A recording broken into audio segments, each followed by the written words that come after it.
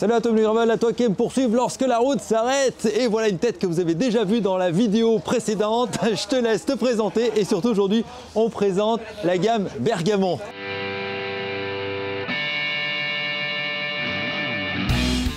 Bonjour à tous, donc moi oui, c'est Baptiste et là je suis en compagnie de Stéphane pour parler de la gamme Bergamon Grandurance. Donc on est en compagnie d'un Grandurance Elite qui est à 3100 €, 3099 pour être précis. Comme ça on annonce tout de suite la couleur. Et en compagnie d'un Grandurance Expert à 2499 €. Et là-bas, c'est le Grandurance 8, modèle plus accessible. Celui-ci est à 1000, si je dis pas de bêtises, 1200 €. D'accord, ok. Bah, du coup, on va faire un petit focus sur ces différents modèles. Ouais. On commence par lequel? Eh ben, le plus proche de toi. Allez, le plus proche de moi. Alors, c'est donc le Grandurance Expert avec un groupe Shimano GRX en double plateau, parce qu'on verra sur l'Elite, ça sera en monoplateau. Oui. On retrouve des composants qui vont être familiers, puisqu'il y a Synchros à nouveau. Synchros, et oui. Et ensuite les roues également qui sont cette fois Synchros. Des roues Synchros. Tout à fait. Le cadre est quant à lui en carbone. Ouais. Avec pareil, on retrouve des inserts pour le côté bikepacking. Donc on va retrouver effectivement les différents niveaux d'inserts. 3 points ici. 2 points là et 2 en dessous également. Plus d'inserts sur la fourche. Oui, donc plus une orientation bikepacking. Oui, voilà. On est vraiment... Quand Scott prend une philosophie plutôt performance, même s'il y a des possibilités bikepacking, là on est clairement sur quelque chose de plus orienté aventure, oser des périples. Je sais que sur la chaîne il y en a pas mal qui roulent avec la gamme Grandurance, puisque j'ai eu pas mal de questions par rapport à ça. Donc effectivement, soit la version carbone, soit la version alu qu'on regardera juste après ensemble. Alors on a une jolie peinture noire pailletée, je ne sais pas si ça rend bien l'image, mais il y a un côté un peu pailleté. Enfin j'enlève la poussière en même temps, non c'est pas de la poussière, c'est vraiment pailleté. Avec le vent. Et ça rend vraiment bien avec la fourche un peu comme ça, multicolorée, ça lui donne un look vraiment très sympa. Et on est effectivement aujourd'hui sur des pneus Schwalbe en 38. Tout à fait. Donc des pneus assez polyvalents là aussi. Oui, ici c'est un montage polyvalent. Voilà. Si c'est roulant, on ne perdra pas trop en rendement, mais il y a un peu d'accroche. Voilà, c'est les Schwalbe J1 que je sais que beaucoup d'entre vous roulent avec, les apprécient. Et c'est vrai quand on cherche un pneu polyvalent, celui-ci est vraiment tout à fait, parce qu'il n'est pas trop pénalisant sur la route et il passe bien dans les chemins à condition que ce soit à peu près sec. Oui. Dès que c'est gras, c'est un peu moins performant. Mais c'est vraiment un pneu de référence. On passe sur ce modèle. Alors cette fois le Grandurance Elite. Pareil, la peinture, ça reste subjectif, mais moi je la trouve assez sympa. C'est une peinture caméléon un peu, hein, pailleté, et caméléon. Les reflets de la lumière, on va avoir des teintes un peu plus variées. Donc à nouveau un cadre carbone, c'est le même hein, globalement. Ouais. Un choix de monoplateau. Cette fois un choix de monoplateau, on est sur un vélo peut-être plus performance, enfin plus capacitif également. D'accord. Puisqu'on retrouve la tige de selle télescopique. Alors une tige de selle télescopique. Qui se contrôle qui s'actionne depuis le levier ici. Voilà. Tout à fait. Et à nouveau, elle remonte. Voilà. Alors ça, c'est quelque chose qu'on commence à voir, les tiges de selle télescopiques. On gagne en aisance dans les franchissements, donc, dans les descentes. C'est vrai que là aussi, on voit qu'on est toujours à la croisée des chemins entre la route et le VTT, puisqu'on a vraiment ici un cadre quand même orienté performance, un peu route, et puis un accessoire qui nous vient du VTT. Exactement. On voit bien que le gravel, c'est un peu le croisement entre les deux. On voit que la discipline se cherche aussi à certains moments. Également, les tiges de selle télescopiques arrivent. Est-ce qu'elles vont devenir une norme? Est-ce que ça va rester marginal? C'est un peu tôt pour le dire, mais en tout cas c'est quelque chose que l'on voit de plus en plus. Exactement.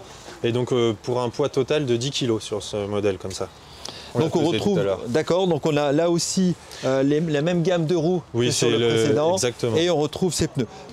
Alors passons maintenant, on avait dit à la gamme aluminium. Alors ici donc le Grandurance 8. Grandurance 8. Le tarif précis 1999 €. Voilà, donc en dessous des 2000 €. Exactement. On retrouve le même groupe monoplateau en Shimano GRX. Voilà, donc un groupe de référence que vous avez déjà beaucoup vu sur la chaîne. Et donc ici, oui, un cadre aluminium plus tolérant, à peine plus lourd, mais du coup, on retrouve la déformation de l'aluminium, ses caractéristiques principales. Des jantes synchros à nouveau, le reste des composants synchros, on garde le même esprit. Donc on garde le même esprit, c'est simplement effectivement le changement de cadre, mais on va retrouver effectivement les multipoints d'ancrage au-dessus, là, en dessous. On retrouve également, là il y a beaucoup de vent aujourd'hui, ça se voit pas à la caméra, mais ça mène toute la poussière, mais pareil, on a une peinture à la fois qui est pailletée puis mate en même temps. Oui, c'est vraiment la paillette, mais pas un vernis qui vient dénaturer. Qu'on avait déjà sur un bergamon que je vous avais présenté, je vous mets le lien au-dessus, à droite ou à gauche, vous verrez dans la vidéo, qui avait un peu qui était plus clair, mais on retrouvait un peu le même type de peinture. Et puis on retrouve également les périphériques synchros, les pneus Schwalbe. D'ailleurs, je sais jamais comment ça se prononce, si on dit Schwalbe ou Moi je dis Schwalbe. Schwalbe. Alors Schwalbe, j'ai jamais la bonne prononciation. J1 donc hésite soit avec les flancs blancs, comme on a vu dans le modèle tout à l'heure, ou avec les flancs noirs, mais ce sont exactement les mêmes pneus. Tout à fait. Et là, on a une tige de selle particulièrement haute. N'en prenez pas ombrage, c'est parce que celui qui l'a essayé était très grand, tout simplement. Voilà. Qu'est-ce qu'on peut encore dire sur cette gamme? Ah si, il existe en version RD dans le catalogue. Les Grand Durance, il y a les versions RD. Alors c'est quoi la version RD? Ça va être les vélos qui vont être équipés d'origine avec garde-boue avant-arrière. Ah ça c'est intéressant. Plutôt plus vélo taf ou porte-bagages. Vélo taf, mais si on veut s'autoriser des excursions le week-end, le vélo est prêt pour l'aventure. Oui, c'est mi-vélo de voyage, mi-vélo d'aventure, mi-vélo pour aller travailler. Un peu vélo utilitaire, oui. Voilà, vélo utilitaire.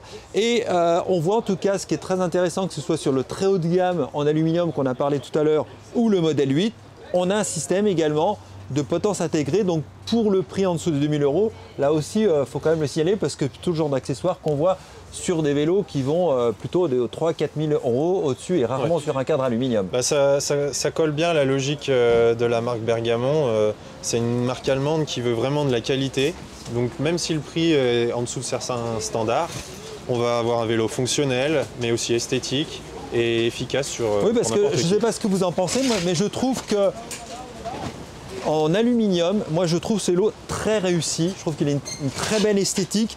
Il est à la fois très moderne sans être clinquant dans les couleurs.